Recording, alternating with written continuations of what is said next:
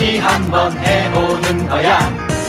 자, 다시 한번 싸우는 거야.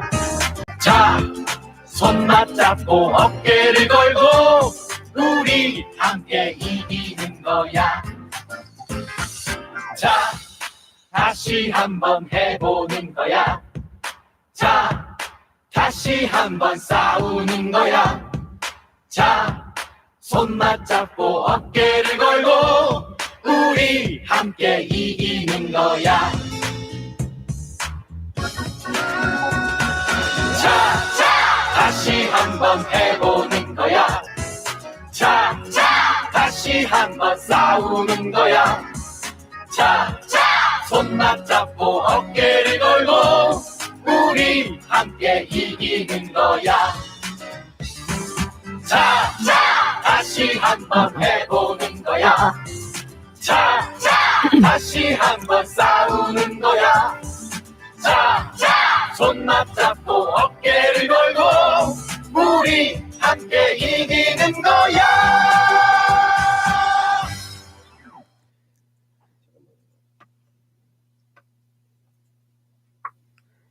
청년 대국민 소통장 청국장 9회를 지금부터 시작하겠습니다.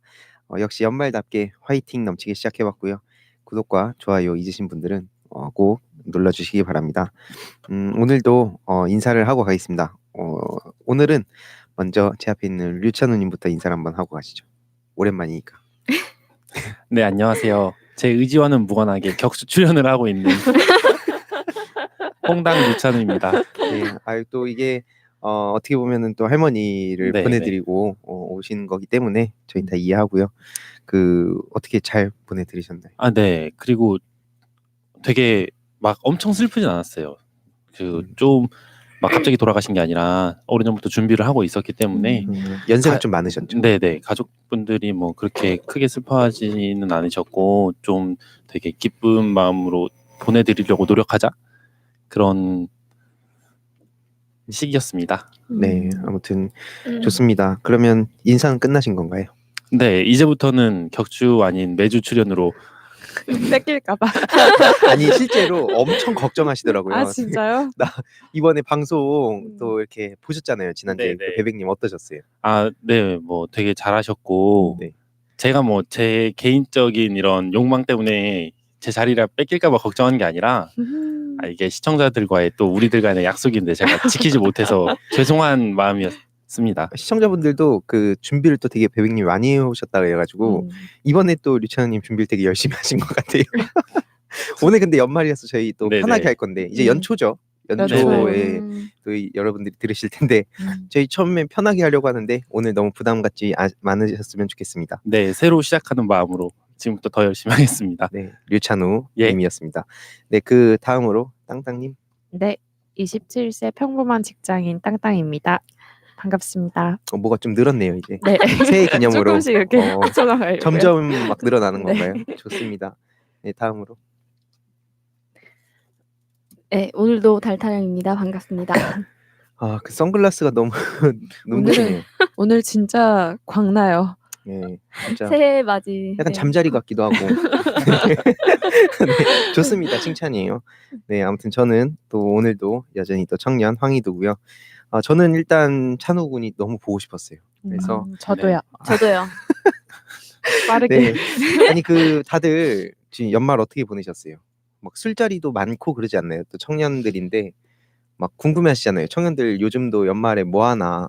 술 마시고 노나? 아니면 또 이 시국인데 다들 뭐 했나 궁금하실 텐데 한 번씩 좀 연말에 뭐 하셨는지 공유해 주시면 좋을 것 같아요. 뭐 하셨나요? 이번에는 달타령님부터. 저는 연말이라고 특별히 한 건 사실 없어요. 그냥 몸이 좀 안 좋아서 좀 그래요? 쉬고 뭐 선글라스 쇼핑하시고 그러니까 선글라스 쇼핑한 줄 알았어요. 다이소에서 사시는 거예요? 어디서 사시는 거예요? 다이소요? 다이소에서 이 시국이에요. 이 시국이요. 네, 주의를 죄송합니다. 드리겠습니다. 네. 아 근데 이게 사실 무의식적으로 음. 또 그런 게 있더라고요. 지금 뭐 나중에 저희가 한 1월 중순쯤에 하면 좋을 텐데 유니클로 그 사람이 또 많아졌다고 기사를 네네. 쓰잖아요. 근데 저 의도적인 것 같아요. 뭐 오늘 음. 구체적으로 들어갈 건 아니지만 네, 그렇게 기사 맞습니다. 쓰면 나도 그럼 가도 되나?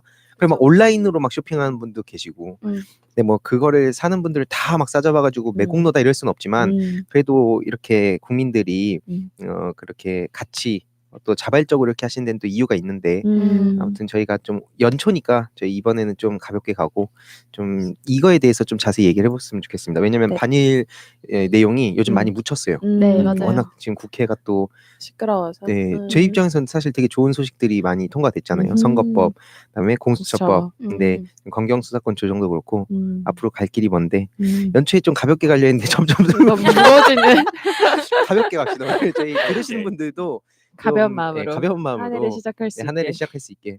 네, 땅땅님은 뭐 하셨어요? 연말에요? 연말에 저는 진짜 회식 되게 많았고 그리고 뭐 모임 자리도 굉장히 많아서 근데 나름대로 사람들 많이 만나면서 즐겁게 시간을 보냈던 것 같아요. 그냥 술 많이 마셨다는 거 아니에요? 그뭐 돌려서 말씀하셨는데 그냥 술 많이 마셨다. 그 내용이에요. 네, 맞아요. 그렇습니다. 저도 그게 저도 어렸을 때 20대 초반 때는 막 진짜 밤새고 그런 게 가능했는데 이틀 밤도 새고 와, 요즘은 진짜 안 되더라고요. 저도 그렇게 네, 좋습니다. 네, 그 찬우님은 네, 청년이라고 모두 다 연말에 바쁘고 그런 건 아니기 때문에 저는 술을 잘 못해서 술자리는 안 갔고 많이 안 갔고 제가 이제 곧 서울로 상경할 예정이어서 뭐 부동산 알아보고 그렇게 연말을 보낸 것 같습니다. 예비 서울 시민. 예비 네. 서울 시민 좀 어떠세요? 서울시 이런 다양한 청년들을 위한 혜택도 많잖아요. 네, 그런 네. 것도 한번 얘기해 보면 좋을 것 같아요. 이게 들으시는 또 청년분들도 각종 정부 혜택이라든지 이런 거 되게 많은데 잘 모르잖아요. 네, 네, 찾아보기 그렇죠. 귀찮고 너 복잡하기도 네, 하고. 복잡하고 맞아요. 또 이게 막 찾아봤는데 거의 해당되는 것 같은데 막 어떤 지점 하나 때문에 막 나한테 해당 안 된다 그러고 하면 김 빠지고 그런 거를 근데 우리 류찬호님이 또 분석 전문가 아닙니까? 그쵸. 요약과 분석의 대가니까 분석의 대가. 네, 그래서 이 청년 정책에 대한 모든 요약을 직접 해주시면 좋을 것 같아요. 네, 제가 이렇게. 내년에 바라는 거. 근데 힘드시지 않아요? 부동산 이렇게 찾아보고 하는 거 안 힘드신가? 일단 어플이나 이런 건 아무 의미가 없고 다 아. 허위 매물이어서 그쵸. 그것도 네. 되게 문제 많아요. 그 뭐 다땡 뭐 이런 거. 네, 직뭐 이런 거. 그리고 부동산에 갔더니 저는 좀 약간 그랬던 게 자꾸 뭐 이렇게 상담을 해주면서 아 요새 부동산 이 많이 올랐다. 이게 뭐 문정부 들어서 많이 올랐다. 뭐 이런 얘기를 계속 하는 거예요. 알게 디스. 모르게. 근데 저는 뭐 이렇게 전반적인 내용을 좀 어느 정도 알고 있으니까 지금 일종의 약간의 과도기라는 거를 어느 정도 이해를 하고 있는데 만약에 내가 정치에 별로 관심이 없다가 서울에 처음 왔는데 그런 얘기를 들었다. 그러면 이 나의 집 구하는 어려움이 문재인 정부 때문인가? 라는 걸로 쉽게 연결될 수 있지 않을까? 자연스럽게. 근데 네. 부동산 정책은 진짜 이명박근혜 때 다 망쳤어요. 진짜. 그쵸, 맞아요. 되돌릴 수 없을 제가 한번 정도로. 그런 부동산에 대한 얘기도 1월 내년에는 좀 해보면 좋을 텐데 그럼 각자 오늘은 좀 가볍게 가는 거니까 가볍게. 예, 그런 얘기를 해보면 좋을 것 같아요. 서로 덕담 한마디씩 한 명한테 그냥 아무나 찝어서 덕담 한마디씩 해보면 어떨까요? 저는 달타령님께 오. 제가 이번에 그 수요 집회 계속 공부하면서 진짜 대단하신 것 같았어요. 약간 매주 제가 이 내용을 들어왔지만 새삼 제가 실감하니까 되게 이분이 많이 노력을 하고 또 이 어려움을 같이 공감해주고 있었구나 이런 생각이 들어서 너무 생각이 많이 나더라고요. 생각만. 그래서 언제 오실 거예요? 올해 연말쯤에 가실 계획이랍니다. 네. 그렇지 언제 오실지는 아무도 모른다고 해요. 함께 연대하는 걸로. 네, 언젠가. 좋습니다. 최근에 그 정의기억연대 이사장님 인터뷰한 네. 것도 제가 어떤 기사를 봤어요. 네, 근데 네, 진짜 저도 봤어요. 진짜. 네, 정말 이런 내용들이 왜 안 알려지는지 참 답답할 뿐입니다. 네, 그러면 다음으로는 달타령님. 네. 준비하고 계시던 거 아니죠? 아니요. 네네. 달타령님 한 명한테 덕담을 해주시죠. 저도 땅땅님한테 제가 받았다고 그러는 거 아니고요. 제가 받았다 그러는 게 아니고 네. 왜냐면 평소에 이제 제가 올해 국회에 굉장히 많은 일이 있었잖아요. 지난 화에서도 저희가 얘기했던 게 뭐냐면 국회에 이번에 좋았던 일, 나빴던 일 이런 것들을 막 얘기하고 하는데 솔직히 정말 스트레스 받는 내용만 엄청 많더라고요. 근데 또 땅땅님은 거기에 되게 관심도 많으시고 고관여 이렇게 되신 분인데 그런 스트레스 받는 내용들을 항상 이렇게 예의주시하면서 살아가는 게 정말 힘드실 것 같다는 생각을 많이 했어요. 그리고 그러니까 더 거기에 대해서 힘들어라. 아니 수요 집회를 같이 나와서 이제 힐링도 좀 그래서 이우연한테 욕을 하시면서 이제 카타르시스를 스트레스 푸시는. 지금 몇 분 동안 결국에 두 분 수요 집회 나와라. 언제 날지 모른다 이거 얘기하신 거죠? 네 아무튼 점점 무거워지고 있어요. 네. 또. 근데 누가 언제 네, 네. 누가 이길지 몰라요. 나올지 안 나올지 모르는데 언젠가 나갈게요. 네 좋습니다. 아무튼 그 네, 찬호님 저는 희두님한테 덕담을 한마디 하겠습니다. 네, 너도 나도 황희두, 우리 모두 황희두 이렇게 하고 그리고 야 너도 희두 구독할 수 있어. 빨리 구독해 주시기 바랍니다. 무슨 광고만 하는 거 지금 오글거려서 안 봤죠. 그게 얼굴. 아니라 이게 이렇게 나오면 마치 이걸 준비를 해서 내가 이걸 또 들으려고 시킨 것 같고 이런데 그러니까 전혀 지금. 무관한데 자꾸 예, 이렇게 그렇습니다. 이런 거 준비하지 마시고요. 준비한 거 아니죠. 네, 저는 그 진지하게 저는 이제 연초다 보니까 진지한 얘기를 하자면 류찬우님께 좀 덕담을 드리고 싶어요. 뭐냐면 네, 서로를 올해는 좀 진짜 끝까지 완주했으면 좋겠다. 혹시 이제 중간에 또 다른 이렇게 내려갈 수도 있잖아요. 또 저 안 갑니다. 아니 또 워낙 일이 많으시니까 이렇게 보내는 거예요. 아니, 저는 잡는 마음으로 우리 끝까지 함께하자. 저희 청국장 이제 이제 저희 곧 이제 10화가 돼가는데 저희 끝까지 100화, 1000화까지 함께하자라는 말씀을 네. 드리고 오늘 싶습니다. 방송을 류찬호 특집 방송으로 그냥 만들어 보시네요. 이제는 찬우님 언급 안 하네요. 끝이에요 이제. 네. 아무튼 이제 새해 덕담도 훈훈하게 나눴죠. 역시 우리 청년들은 서로 훈훈한 게 참 매력인 것 같습니다. 그러면 한 분씩 좀 본격적인 주제를 얘기를 좀 해보려고 하는데요. 그 뭐 류찬우님부터 제목 없음 혹시 네. 어떤 거를 준비하시죠? 저는 올해 이제 많은 일들이 있었는데 신년이다 보니까 내년에 가볍게 각자 내년에 이런 뉴스 한번 보고 싶다 이런 주제를 잡아봤습니다. 그래서 각자가 듣고 싶은 뉴스 헤드라인을 직접 만들어보고 그 뉴스가 왜 듣고 싶은지 뭐 간략하게 설명 한 번씩 해주시면 그리고 그 뉴스가 이루어지기를 염원하면 되지 않을까 싶습니다. 야 너무 좋습니다. 네, 좋습니다. 네, 끝났나요? 네, 저 그러면 일단 희두님부터. 하나씩 얘기하는 거예요. 네네. 저는 원래 그 나경원 구속을 좀 듣고 싶다는 생각을 했는데 너무 좀 뻔한 것 같아서 좀 색다르게 하나 제안을 해보자면 류찬우 고백. 그래서 국회의원 이제 진출하는 진짜? 내년 총선에 오. 네. 이 진짜처럼 이렇게 되는 거잖아요. 와 또 이런 점점 제가 멀리 가는 중인데 류찬호 보내고 버리기 방송 보내기 프로젝트. 왜냐면 청년들이 실제로 진짜 이 국회 내에서도 목소리를 많이 내야 되잖아요. 민주당이 이번에 인재영입 또 최혜영 교수님이랑 원종건님 되게 감동적이었는데 진짜 네. 대박이었어요. 류찬우님도 가수도 목소리 내면 정말 감동적일 것 같아요. 지방자치 이런 식으로 네, 해가지고. 그렇죠. 서울 이제 예비 서울시민. 예비 서울시민인데 아, 갑자기 그러네. 지방자치를 갑자기 지방 보내고 또. 네. 아무튼 그렇습니다. 네, 잘 들었고요. 네. 그다음은 달타령님 한번 부탁드리겠습니다.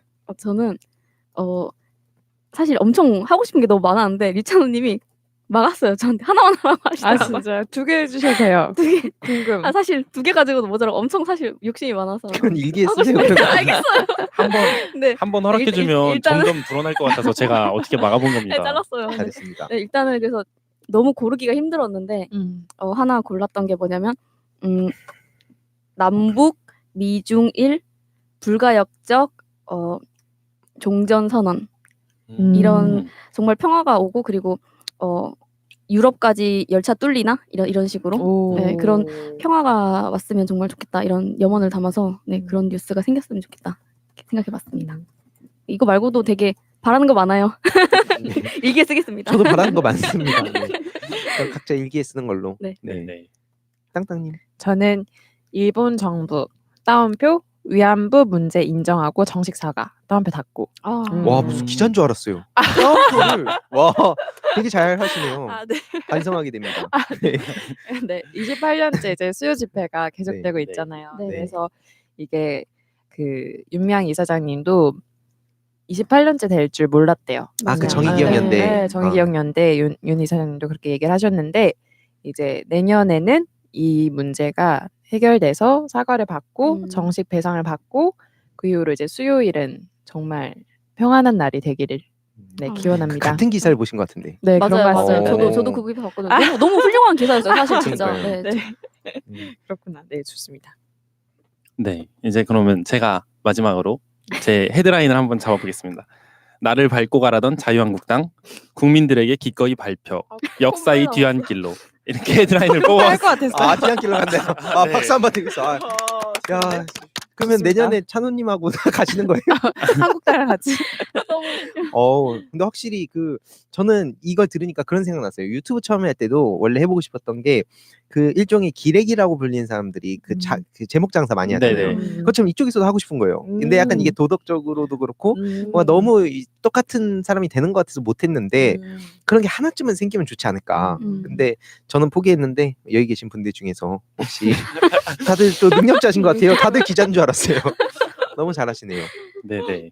아 요즘에 계속 이렇게 앞에서 나를 밟고 가라 이렇게 농성하셨잖아요. 아무도 네네네. 관심은 없었지만. 네. 근데 왜 예전에 그 개그 만화 같은데 보면 뭐 내 눈에 흙이 들어가기 전까지 절대 안 된다. 막 이러면 흙 뿌리고. 그래서 한 번 진짜 흙을 이렇게 그냥 궁금한 게 가라. 밟고 가라고 했는데 밟아버려요. 진짜 밟고 가면 법적으로 뭐가 생기나 그런 호기심을 한번 가져봤거든요. 그래서 저도 그 생각했거든요. 국민들이 이제 총선 때 선거 투표로 밟으면 이제 자유한국당도 역사의 뒤안길로 좀 가지 않을까. 합법적으로. 와. 네. 이번에 총사 때 뭐 얘기 나오던데. 봤어요, 그 기사. 진짜 엄청난 것 같아요. 항상 어메이징해요. 어메이징해요. 네. 늘 보면 너무 큰 거를 계속 이렇게 기자들이 정말 이젠 끝이겠지 하면 또 뭔가, 또 뭔가 네, 나오고 계속 계속 나와. 나와서 제가 전에도 파도. 네, 말씀드렸지만 항상 열심히 하고 싶은 의지는 충만한 음. 무언가를 항상 열심히는 하고 있는 네. 좋습니다. 과정만 보면은 되게 좋은 정당인 것 같아 보이는 좀 불쌍하지 않아요? 저는 결과를 요새 좀 보면 안 돼요, 불쌍해요, 결과를. 요새.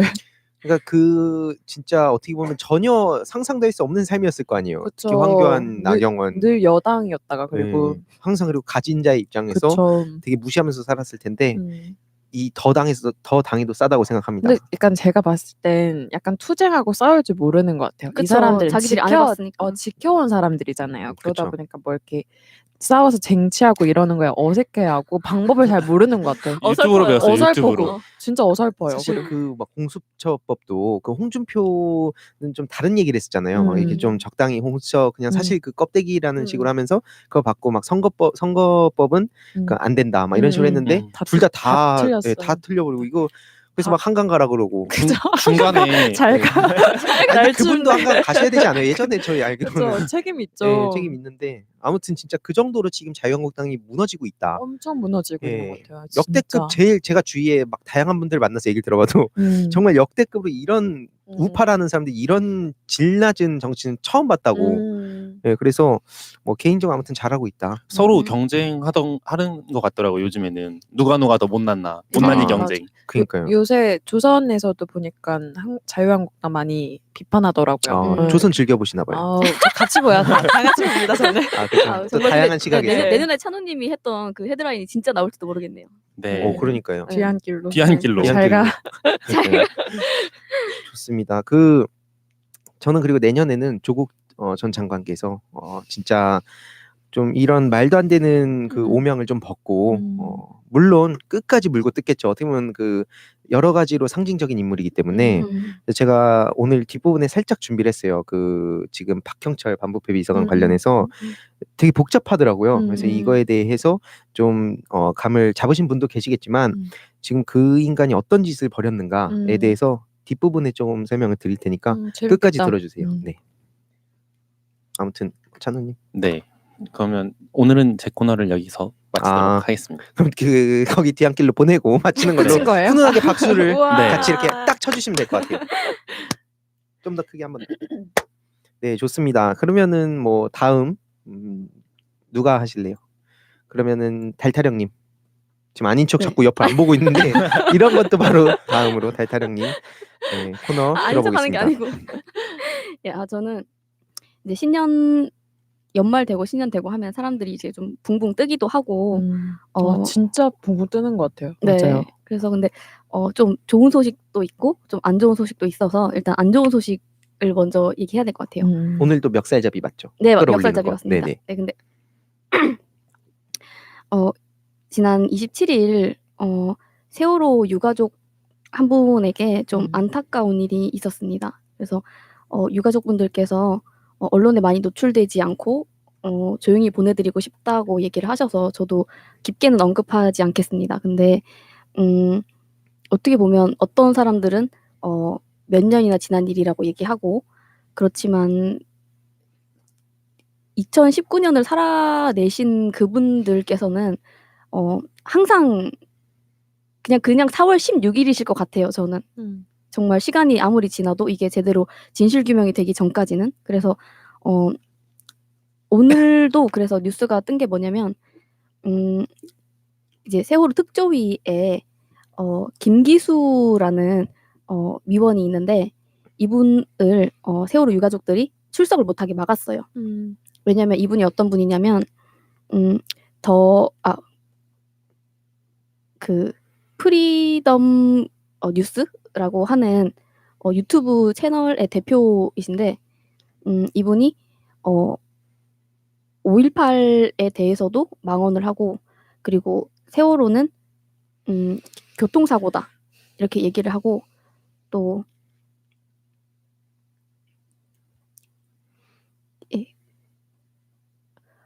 이제 뭐 이제 노란 리본에 대해서도 계속 이렇게 비난하는 얘기를 하고 이제 그만하면 됐지 않냐고 이런 그 유튜브 방송을 또 계속 하고 있는 사람이거든요. 근데 이분이 이제 자유한국당의 추천으로 임명이 되셨어요. 그래서 임명이 될 때부터 되게 말이 많았고 유가족분들께서 이제 24일 날에도 회의가 한 번 있었고 31일 날에도 회의가 있었는데 계속 앞을 막아서는 바람에 이제 두 번 다 출석을 못한 일이 있었거든요. 그래서 근데 이렇게 치열하게 그거를 막아내고자 또 항상 그렇게 하루하루 살아내시는 유가족분들을 생각을 하면 되게 마음이 아프고 솔직히 연말에도 그렇고 계속 이 국회 뉴스가 사실 블랙홀처럼 모든 걸 다 빨아들여 가지고 맞아요. 네 그랬는데 이런 걸 저희 다른 분들도 많이 관심을 좀 가져주시면 어떨까 많이 생각을 했습니다. 네, 중요한 소식을 갖고 오셨네요. 네, 네. 역시 또 유한국당. 네. 이게 진짜로 그 뭔가 되게 복잡하고 특히나 지금 이 국회 상황이 너무 말도 안 되게 돌아가다 보니까 이런 내용들이 좀 묻혔던 것 같아요. 저도 이 내용을 잘 못 봤던 것 같은데 이렇게 또 갖고 와주셔서 감사드립니다. 예 그리고 이제 좀 조금 더 이것도 뭐 완전 가벼운 뉴스는 아닌데요. 제가 너무 연초부터 이런 뉴스를 전해드리는 게 좀 그럴 수도 있는데 얼마 전에 또 그 헌법재판소에서 그 2015년에 있었던 한일 위안부 합의에 대해서 각하 결정이 내려졌어요. 네. 근데 이게 각하라고만 하면 솔직히 저희 일반 사람들이 법적인 거에 대한 지식이 별로 없으면 어떤 판결인지 잘 모를 수가 있잖아요. 그래서 찾아봤는데 이 합의 자체가 일본군 위안부 피해자에게 법적 지위에 영향을 미친다고 볼 수 없어 청구권 등의 기본권 침해 가능성이 없다고 보기 어렵다. 이렇게 말했는데 굉장히 말이 어렵죠.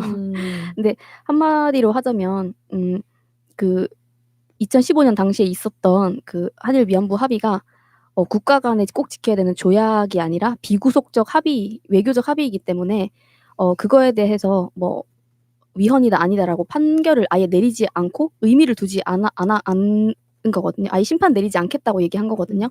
이제 그렇게 얘기함으로써 기존의 할머니들이 갖고 계시던 청구권이나 이제 국가로부터 보호받을 권리는 그대로 남아 있는 걸로 됐어요. 사실 그래서 저는 되게 사실 좋게 결과가 나왔다고 생각을 했거든요. 왜냐면은 작년 6월에도 외교부에서도 헌재에 각하를 내려달라고 얘기한 적도 있고 그런데 지금 민변에서 대리를 해서 소송을 진행했었는데 할머니들 입장에서는 이거를 위헌이라고 내려줬으면 좋았을 텐데 너무 아쉽다고 얘기하시는 것도 제가 좀 들어서 근데 개인적으로는 각하 결정이 좀 맞다고 생각이 많이 들어서 좀 저는 나름대로는 좀 좋은 소식이라고 생각하고 이걸 가져왔습니다. 그 진짜 이 법률 용어 이런 거 보면 너무 어려운 것 같아요. 너무 어려워요. 네. 저도 맞아요. 막 법 잠깐 배웠는데 그 막 분명히 그냥 알기 쉽게 할 수 있는 내용들인데 이것도 이 용어나 이런 것도 일부러 더 어렵게 했다고 하잖아요. 옛날에 네네. 특히 막 네네. 한자까지 섞어가지고 그래서 이런 거 보면은 여전히 그 사실 법뿐만 아니라 정치권 언어도 너무 어렵다 생각하거든요. 그래서 막 그런 기자들을 보면 어려운 언어를 막 써요. 그들도 막 의도를 갖고 하는 건 아니겠지만 계속 그쪽에 있다 보니까 문화. 그런 표현하는 게 되게 어려운 것 같은데 그러다 보니까 당연히 일반 국민들 입장에선 더 관심을 안 갖게 되겠죠. 그러니까 누군가는 이런 내용들을 해설을 하는 것도 필요하다고 생각합니다. 쉽게 맞아요. 쉽게 그건 진짜 요약하고 필요한 것 같아요. 알림이 항의도 해서 또 이제 네. 알기 쉽게 알려드리는 전달하는. 걸로. 네. 아니 다른 채널 분들도 우리 네. 모두 황희도. 우리 모두 항의도. 아니 근데 진짜 저는 청년 스피커가 훨씬 더 많아져야 된다고 생각해요. 음. 왜냐면 이런 말도 안 되는 가짜 뉴스들을 반박하는 게 무조건 논리적으로 반박하는 게 맞지도 않지만 그렇다고 아예 논리가 없이 얘기하는 것도 답은 아니거든요. 근데 그러면은 젊은 친구들이 눈높이를 좀 낮춰서 이들의 언어를 써가면서 얘기를 하는 채널이 더 많아져야 된다고 생각하기 때문에 그런 분들 또 앞으로도 더 많이 나왔으면 좋겠다는 생각을 항상 합니다. 그 이두님이 그 얘기하시니까 갑자기 생각난 건데 뭐 어디 MBC인가 이렇게 뉴스에서 하나 나온 기사인데 그 대법원에서 대법원 판례 열기도 되게 복잡한 절차가 있다고 해요. 뭐 들어가는 시간 그리고 거기 안에서도 기다려야 되고 그 절차가 너무 복잡해서 사람들이 웬만하면 잘 못 열어본다고 그런 얘기가 있더라고요. 맞습니다. 그렇고 네. 그러면은 오늘 준비하신 주제는 네, 이거 제가 두 가지 그래서 소식을 가져왔었어요. 이게 세월호하고 일본군 송로해제 피해자 할머니 분들에 대한 관심을 올해도 좀 부탁드리고 제가 관련된 내용도 계속 꾸준히 알려드리도록 하겠습니다. 그 새해가 아니라 이 연말에도 이우연 나왔나요? 나왔습니다. 요즘에 매주 나오고 있고 아 진짜요? 그리고 또 초심님이라고 서울의 소리 백은종 선생님께서 다 아시죠? 예, 다 아실 거예요. 네, 그래서 네, 와서 또 응징을 어떻게 하세요? 이제 이우연 이렇게 얘기를 하시는 거죠. 그래서 마이크로 호통도 치시고 응징을 하고 계시는데 진짜 가치 없는 사람한테 혈압 올리실 것 같아요. 근데 누군가는 정말 해야 될 일인데 그리고 또 다른 이제 그 유튜버님들이 굉장히 좀 많이 진보 유튜버님들이 많이 오셨어요. 근데 또 한편으로는 정말 어이없게도 그 이우연이 말은 1인 시위라고 하는데 1인이 아니에요. 막 여러 명 데리고 나오는데 또 거기 막 예를 들어서 엄마 부대니 아니면 뭐 보수 이런 단체분들이 이제 나와서 자기들끼리 뭐 만세 부르고 박수치고 난리가 나요. 막 그래가지고 제가 그래서 이날도 그 김기수를 출석을 막은 이날도 보수 집회에서는 한편에서 막 예를 들어서 그 세월호 특조위 즉각 해체하라고 이렇게 막 유가족들을 비난하고 근데 이분들이 정말 이렇게 하는 거가 정말 이게 민주주의가 이래서 참 힘들구나 이런 생각이 많이 들거든요. 너무 답답하고 저는 이해가 잘 안 가요. 약간 그 문제나 수요 집회 뭐 일본군 성노예 피해자 문제나 뭐 세월호 문제나 왜 정파를 타는지 잘 모르겠어요. 그쵸. 이해가 잘 안 가요. 그걸 이용하는 세력들이 있기 때문에 정치 세력들이 그쵸. 있으니까. 그리고 왜 예전에 그 유시민 이사장께서 우리나라 보수에 대한 특징을 얘기할 때 타인에 대한 감흥 능력, 그러니까 타인에 대한 공감력이 떨어진다. 뭐 돈을 잘 벌고 잘 살고 이런 게 보수가 아니라 타인을 볼 때 타인의 아픔에 타인의 고통에 공감할 수 있으면 진보주의자고 타인의 고통에 공감할 수 없으면 보수주의라고 했는데 그쪽을 딱 보면 저게 우리나라에서 보수주의라고 불리는 모습이 타인에 대해서 저렇게 생각하는구나 이런 걸 자꾸 느끼게 되는 것 같아요. 보수가 나쁜 게 아닌데. 맞아요. 진짜 보수의 가치는 그게 아닌데 진짜로 이상한. 맞아요. 나중에 연초에 저희가 보수와 진보에 대해서 한 1시간 동안 얘기를 한번 해볼 필요도 있을 것 같아요. 굉장히 많은 얘기들이 맞아요. 1시간도 있는데 모자랄 것 같아요. 그러면 혼자 2시간 하시고 일기장에 쓸게요 그냥. 그 실제로 그런 게 있는 것 같아요. 세월호가 마치 지금 문재인 정부나 이 촛불 민심만으로 그러니까 이 촛불이라는 게 진보적인 가치를 추구하는 사람들만 모여서 이게 변했다. 그래서 박근혜 전 대통령이 탄핵당했다라고 되게 1차원적으로 생각하는 분들이 계신 것 같은데 참 안타까워요. 그런 분들 보면 사실 그 무당층까지도 움직였던 게 박근혜 그렇죠, 때인데 그럼요. 지금 뭔가 이제 보수를 지향하는 사람들이 다 힘을 합치면 문재인 정부를 이제 탄핵시킬 수 있다라고 믿고 있는 게 그 순수하게 믿고 있는 사람도 있겠지만 사실은 그 중도층에 있는 사람들과 또 진보에 있는 사람들까지 다 힘을 합쳐야 비유를 하자면 그 사람들이 다 모여야 가능한 일인데 정말 말도 안 되는 걸 갖다가 자꾸 문재인 탄핵으로 이어가면서 오히려 자꾸 헛발질 차고 있잖아요. 뭐 저희 입장에선 좋은 건데 아무튼 참 그런 분들 보면 안타깝다는 생각이 듭니다. 그렇죠. 세월호를 그 박근혜 정부가 무너지는 원인이라고 생각하는 것 같아요. 그 시작이다. 그래서 우리가 박근혜 정부가 탄핵된 게 잘못됐으니 그 원인이 잘못됐다. 그래서 우린 세월호를 인정할 수 없다. 이런 정파적 이해관계가 무조건 들어간 상태인 것 같아요, 지금. 그래서 세월호 때문에 박근혜가 무너졌으니 우린 세월호를 절대 좋게 볼 수 없어라는 그 심리가 작용하는 것 같아요. 그 사람들한테는. 그렇죠. 그 근데 부분도 그러니까 분명히 작용을 했을 거라고 그 생각합니다. 사건을 그 정부가 잘못한 게 맞잖아요. 근데 그러니까 그 예를 들어서 진상규명도 제대로 하지 않고 아이들도 제대로 구조하지 않았고 아직도 그 7시간 동안 뭐 했는지 밝혀지지도 않았고. 밝혀지지도 네. 않고 그리고 뭐 권한대행이라는 사람은 그거를 다 봉인시켜놨죠. 그러니까 30년간. 네. 잘못한 건 생각을 안 하고 왜 지금도 계신가? 지금도 나를 밟고 가라 있으면 한번 아닙니다. 네, 아무튼 마무리하는 걸로 열받는 하겠습니다.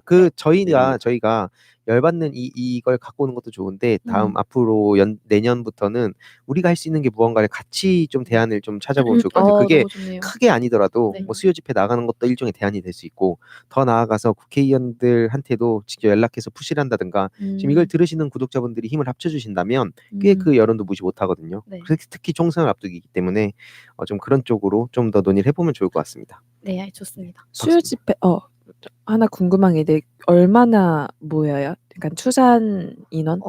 많이 안 매주에 다른데 몇백 보통? 명 정도 되시는 것 같아요. 몇백 명 되실 때도 있고 안 되실 때도 있고. 보통 안 돼요, 제가 보니까. 네, 근데 진짜 안 돼요. 지금 이게 심각합니다, 제가 봤을 때. 그래요. 그 연말에는 사실 이게 올해 돌아가신 할머니들의 추모제까지 같이 이렇게 해서 그리고 크리스마스 때는 전 오히려 많은 분들이 안 오실까봐 걱정을 했었는데 그때 이게 그래도 휴일이고 하니까 그래도 꽤 많은 분들이 와주시고 그렇게 했거든요. 그래서 아니 인터넷으로 보는 사람들도 얼마 안 돼요, 솔직히. 이거 제가 좀 강하게 그거는- 얘기하고 싶은데 안 돼요. 이거 얼마 안 나오는 거예요. 이거는 맞아요. 저도 매번 나가진 못하지만 최대한 시청이라도 하려고 하는 이유가 뭐냐면 이게 누군가는 하겠지, 어떻게든 되겠지라고 생각하는 것 같은데 이건 좋게 포장해 줄 일이 아니라 정말 안 나옵니다. 이거는 이걸 들으시는 분들이나 아니면 이거에 관심을 가지시는 분들은 정말 따끔하게 생각을 해야 될 부분이라고 저는 강하게 얘기하거든요. 정말 잘못됐어요, 이건. 누군가가 추운 날씨에도 하겠지. 누군가 나가면 나는 단순히 뭐 댓글 하나 다는 것도 당연히 좋지만 누군가가 자꾸 이제 등 떠미는 거거든요, 그게. 그렇기 때문에 저는 이렇게 매주 나가시는 달타령님하고 또 이외로도 직접 현장에 나가시는 수많은 분들한테 응원을 하고 싶습니다. 근데 아직 정말 많이 부족해요. 꾸준히 알려야 됩니다. 네. 아무튼 자세히 다음에 얘기하고 네. 박수 쳐주시면 되겠습니다. 네, 그러면 다음으로 네. 땅땅님. 네, 여보세요를 맡고 있는 땅땅입니다. 저는 이번에 지난 27일 선거 연령을 만 19세에서 18세로 하향 조정한 선거제 개정안을 가져왔어요. 이제 국회 본회의 통과됐잖아요. 네. 이게 1997년 김대중 전 대통령이 선거 연령 18세 하향을 대선 공약으로 내건 지 23년 만이거든요. 그래서 전 이거 통과됐을 때 너무 좋았어요. 왜냐면 제가 생각했을 때 청소년들은 충분히 이제 정치에 참여할 수 있는 그런 교육을 받고 있다고 저는 생각을 네. 했었거든요. 어떠셨어요? 다른 분들은? 저는 또 논평을 냈잖아요. 거기서 뭐 청소년들 학교를 뭐 정치화 시키는 거다 뭐 이런 얘기를 했는데 뭐 다른 데서 얘기하면은 그런 얘기 하잖아요. 뭐 입시 위주의 공부 교육이 문제다. 뭐 정답만 찾는 게 문제다. 이러면서 그러면 다른 걸 시켜보자 이러면 공부해야지 뭐하냐. 무슨 무한반복인 것 같아요. 무한반복. 공부해야지 뭐하냐. 그러면 또 공부하고 있으면 야 니네가 공부만 하니까 혁신이 없는 거다. 더 창의적으로 생각하려면 공부 말고 다른 걸 해야 된다. 다른 거 하려고 그러면 또 공부 말고 뭐하냐. 네, 그런 게 좀 안타까웠고 그리고 요새 학생들이 뭐 정치화돼서 뭐 학교에서 싸우고 그거는 그쪽 분들이 너무 강성이라 타협할 줄 모르니까 그러는 거지. 학교에서 친구 관계로 지내면서 우리가 막 살다가 우리와 정치색이 조금 다른 사람들을 만나는데 익숙해지고 그게 또 어떻게 보면 성장하는 과정이잖아요. 근데 뭐 이렇게 친구로 지내다가 투표할 때 돼서 야 너 근데 어디 찍을 거야? 이랬는데 갑자기 저기서 뭐 나는 뭐 자유한국당 찍을 거야. 그럼 너 손절이야. 막 이러지 않을 거란 말이죠. 친구들이 그 우정 관계를 유지하면서 자신의 정치색을 드러내면서도 그 우정 관계를 유지하는 것도 하나의 좋은 교육이라고 생각을 하는데 우리나라는 그것도 많이 부족하잖아요. 생각이 다른 사람들과 대화해 보는 것 그런 부분에 있어서 좋은 것 같고 네 저는 여기까지 하겠습니다. 더 많이 하면 하실 말씀이 없으실까봐 조금만. 고맙습니다. 네. 그래서 올해 총선부터는 이제 우리나라 학년제에 따라서 고등학교 3학년부터 투표를 할 수 있게 됐어요. 총선이 치러지는 4월 15일을 기준으로 해서 만 18세가 넘어야 하기 때문에 2002년 4월 16일 출생 이전인 경우만 해당되고 이 학생들한테는 선거운동도 이제 허용이 되고 그리고 정당 가입, 뭐 정치 활동 이런 게 다 허용이 되는 거죠.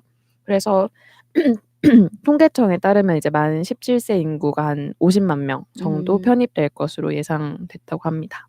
근데 이게 기본적으로 거기에 찬성 반대를 일단 논하기 전에 의무 예를 들어서 국방의 의무라든지 의무는 8세였잖아요. 네, 거기에 맞아요. 맞춰서 결혼도. 근데 거기에 의무를 줬으면 거기에 맞는 권리도 줘야 되는 게 사실 당연한 건데 이게 23년이나 걸렸다고 하는 게 좀 안타깝기도 하고 어떤 분들은 이제 진영에 상관없이 저쪽이 아니신데도 이렇게 고3 애들이 투표를 하게 되고 고등학생들이 투표를 하게 되면 일진 애들이 압력을 넣고 막 되게 막 그런 문제들이 생길 거다 이렇게 얘기하는 분들이 실제로 걱정을 하시는 분들이 계셨거든요. 근데 그럼에도 불구하고 이게 그래서 정말 교육이 그래서 정말 중요한 것 같아요. 어릴 때부터 외국에서는 되게 아주 어릴 때부터 교육을 하다 보니까 20대 국회의원, 30대 장관 이런 사람들이 나올 수가 있는 거잖아요. 맞아. 근데 우리나라에서는 그게 너무 안 되는 것 같고 막 학생들이 정치화된다고 얘기하는 것도 굉장히 정치가 나쁜 게 아니잖아요. 그렇죠. 근데 그 색이 있는 것도 나쁜 게 아니고 근데 그 아까 찬우님 말씀하셨듯이 이렇게 포용력 이게 무슨 단어로 치면 뭐 똘레랑스 이런 말 있잖아요. 이게 관용. 관용 이런 거를 이렇게 다른 사람을 포용하는 자유와 포용이 같이 항상 가야 되는데 그런 교육이 좀 많이 필요하지 않을까? 약간 그런 생각이 들었어요. 이게 나이가 어려질수록 더 이제 교육이 엄청 더 중요해질 것 같다 이런 생각이 많이 들었어요. 근데 실제로 이제 교육 정책이나 입시 제도 관련해서 청소년들이 목소리를 낼 필요가 저는 있다고 생각을 하거든요. 맞습니다. 그리고 이제 박근혜 전 대통령 그 탄핵 전국 때도 그 만 18세인 친구들, 그러니까 투표권이 없는 친구들이 그 집회에 참여한 게 15% 정도 된다고 해요. 그러니까 정치 참여율이 점점 더 높아지고 있는 거잖아요. 여기에 대해서 시대적 흐름에 따라 저희가 가야 되는 것도 사실이고, 그리고 OECD 국가 중에서도 저희만 이제 유일하게 그 만 18세, 그러니까 19세에만 이상에만 이렇게 투표권을 줬는데.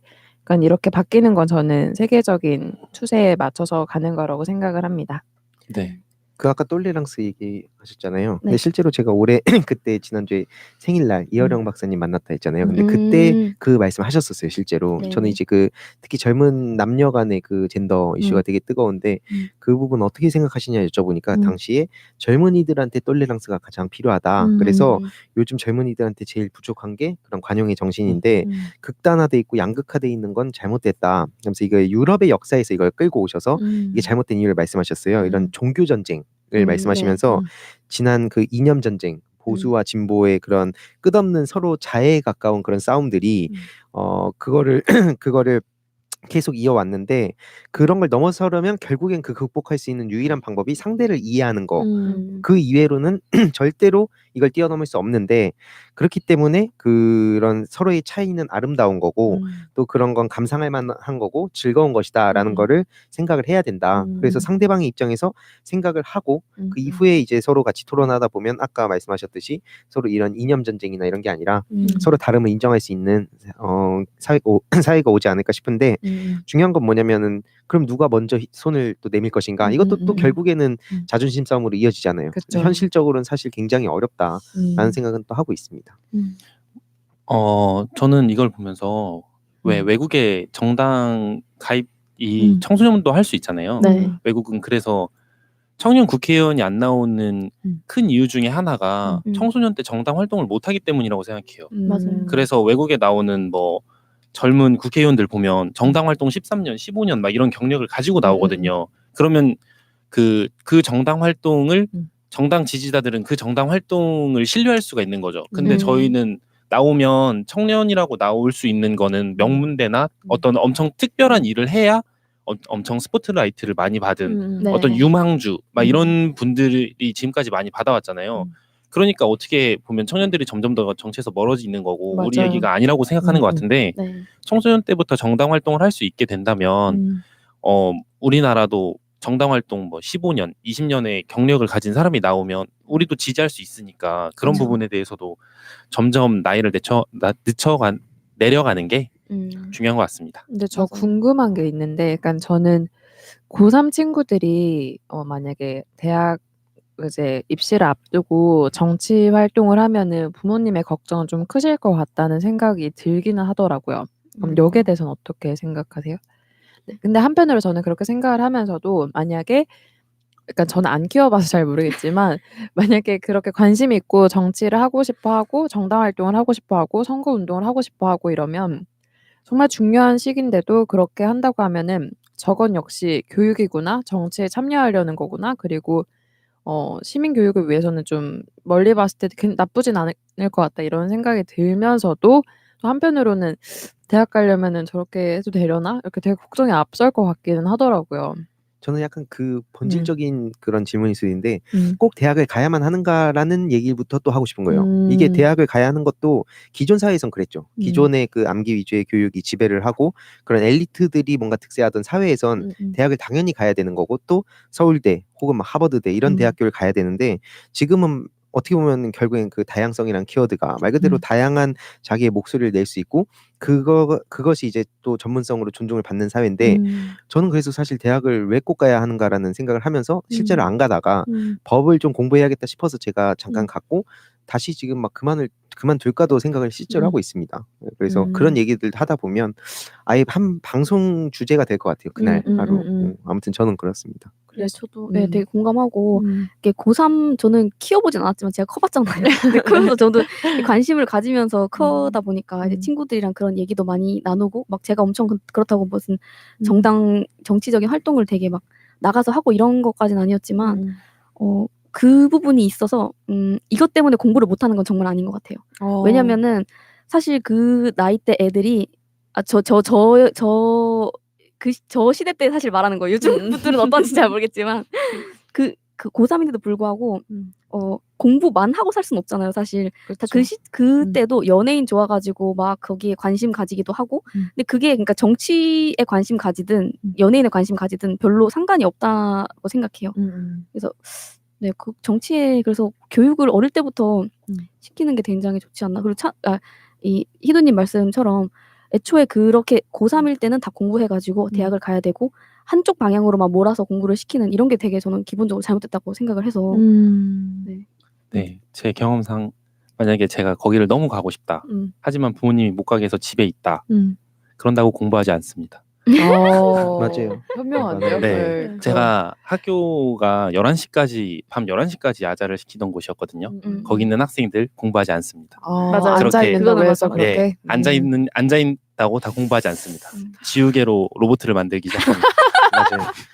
정말 책상에 계속 앉혀놓는 건 정말 폭력적이라고 생각합니다. 네. 강제로. 그렇다고 공부를 하는 게 아닙니다. 저희 한번 다음에 이 주제로 본격적으로 얘기를 더 해봐도 좋을 것 같습니다.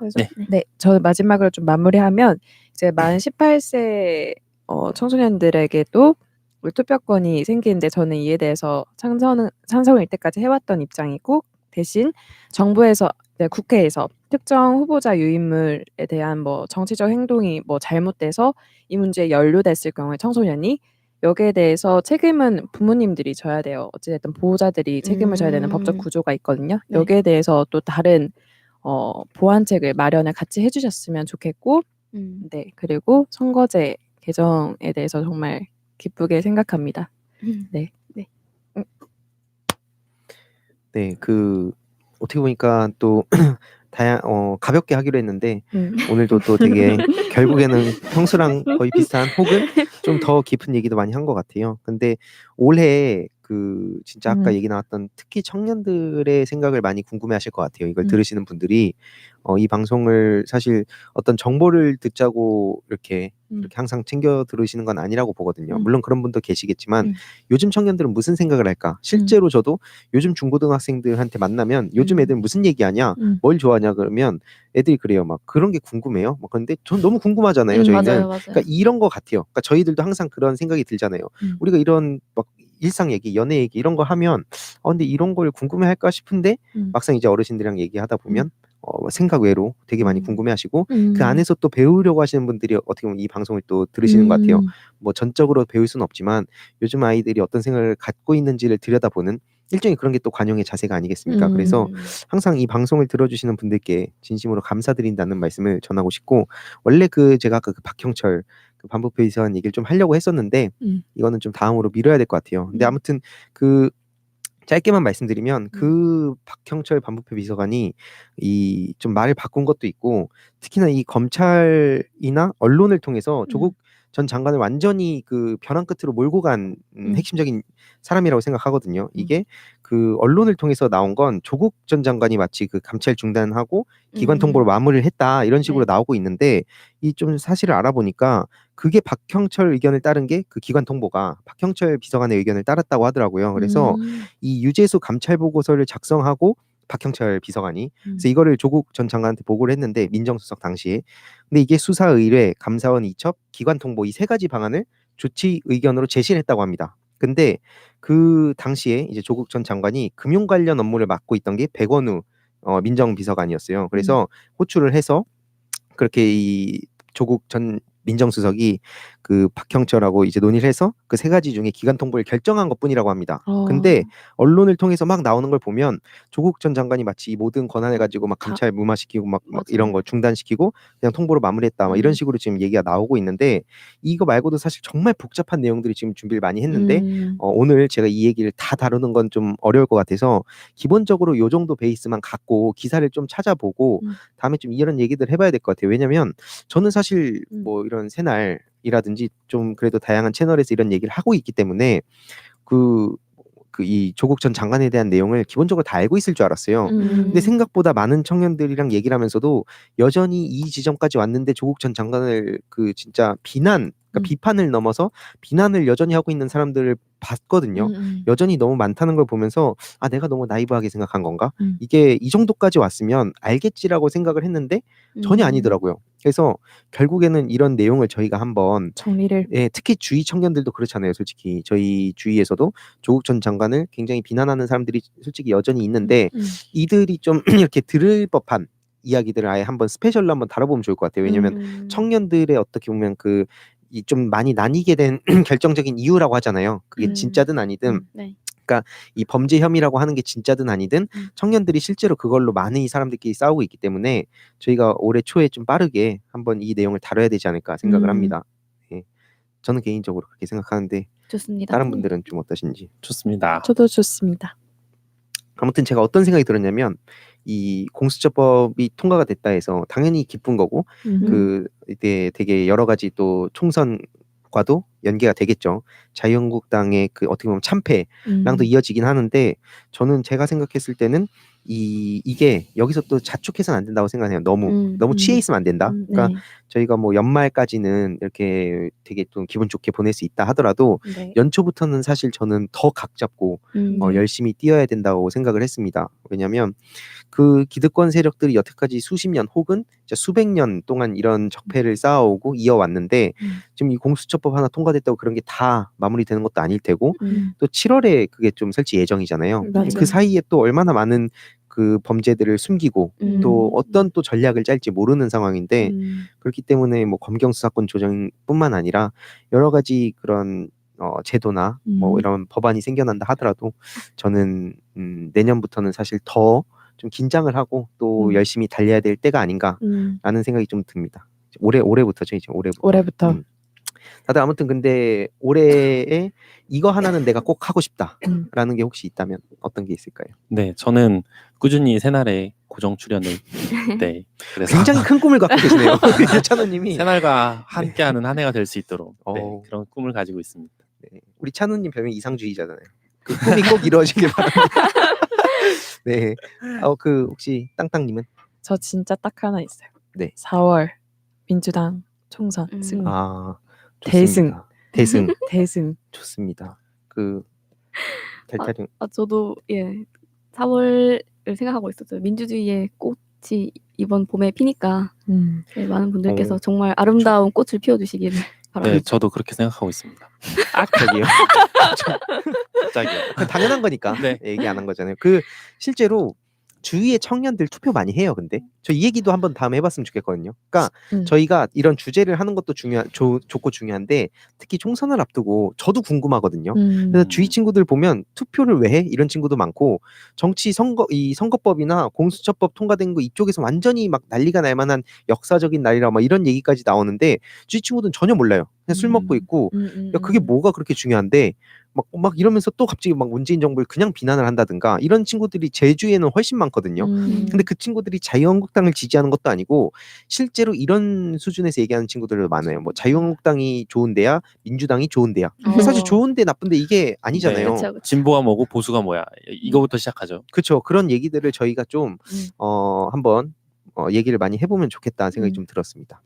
저는 친구 중에 되게 인상 깊었던 친구가 이제 저번 총선 때 그 SNS에 투표한 걸 올리면서 나는 정치에 관심이 없다. 다만 혐오가 제도를 입은 나라만큼은 막기 위해 내가 투표를 한다. 이렇게 해놨더라고요. 그러니까 딱 봐도 이제 자유한국당은 지지하지 않겠다. 이런 뉘앙스였어요. 그런 걸 막기 위해서. 저희가 아까 류찬우님이 처음에 말씀하셨듯이 좀 자유한국당이 이제 역사의 뒤안길로 사라지고 이제는 좀 부디 올바른 좀 정치가 완전히 좀 새로운 정치가 좀 됐으면 좋겠다는 생각이 들고요. 그 미래에 저희가 할 수 있는 각자의 역할을 또 충실히 하는 한 해가 됐으면 좋겠습니다. 네, 뭐 혹시 하시고 싶은 말씀 있으신 분 계시면? 네, 저 고쳐 쓰는 거 아니다라는 말 있잖아요. 그래서 우리가 굳이 저 한국당을 막 이렇게 예쁘게 고쳐서 쓰려고 할 필요 없이 네, 새로 다시 하는 것도 좋습니다. 네, 아무튼 9화 오늘도 들어주셔서 감사합니다. 안녕. 감사합니다. 감사합니다. 자, 다시 한번 해보는 거야. 자, 다시 한번 싸우는 거야. 자, 손 맞잡고 어깨를 걸고 우리 함께 이기는 거야.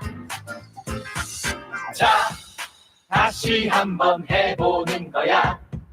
자, 다시 한번 싸우는 거야. 자, 손 맞잡고 어깨를 걸고 우리 함께 이기는 거야. 자, 다시 한번 해보는 거야. 자, 다시 한번 싸우는 거야. 자.